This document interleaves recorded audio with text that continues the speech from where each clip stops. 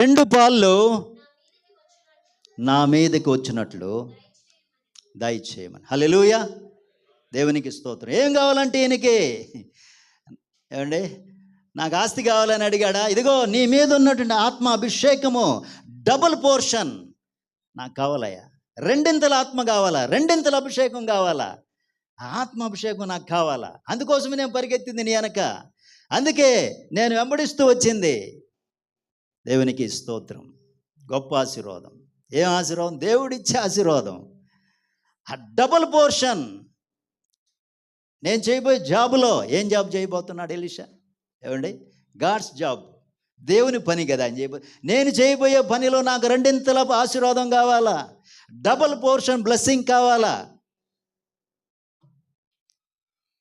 Okay, right, నువ్వు కానీ నన్ను కానీ చూడగలిగితే అలాగే అవద్దు నీకు అంటే చూశాడు ఆయన.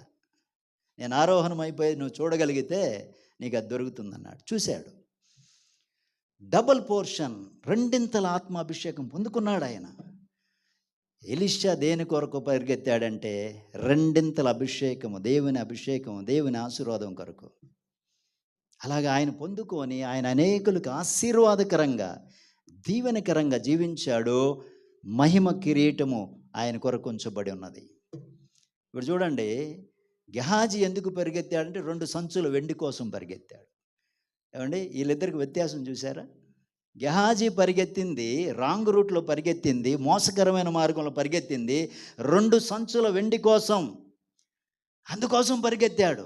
చివరికి అదేమి పొందుకొని ఆయన అనుభవించలేకపోయాడు. శాపగ్రస్తం అయిపోయింది జీవితం, సమాధానం పోగొట్టుకున్నాడు, ఆరోగ్యం పోగొట్టుకున్నాడు. కానీ ఎలీషా పరిగెత్తింది దేవుని అభిషేకము, దేవుని ఆశీర్వాదం కోసం.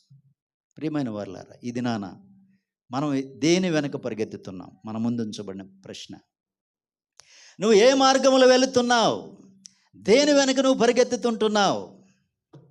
ప్రశ్నించుకుందాం అండి. ఏ త్రోవలో వెళుతుంటున్నాం? గెహాజీలాగా రాంగ్ రూట్లో పోతున్నామా?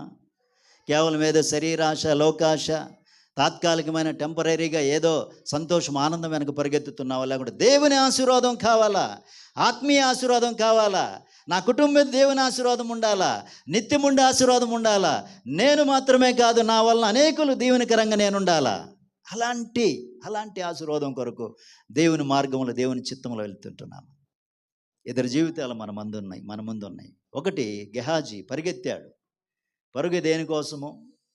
టెంపరీగా వచ్చే బ్లెస్సింగో లేకుంటే ఆనందం కోసం, అయినా దాన్ని అనుభవించలేకపోయాడు. ఇంకొక ఆయన ఆత్మ దేవుని మార్గంలో, దేవుని చిత్తంలో పరిగెత్తాడు, గొప్ప దీవెని పొందుకున్నాడు. ఇప్పుడు మనం ఎటువైపు వెళుతున్నామో మనం పరీక్షించుకుందాం. ఏ మార్గంలో వెళుతున్నాం పరీక్షించుకుందాం. ఇది సమయం కాదని చెప్పాడు కదా.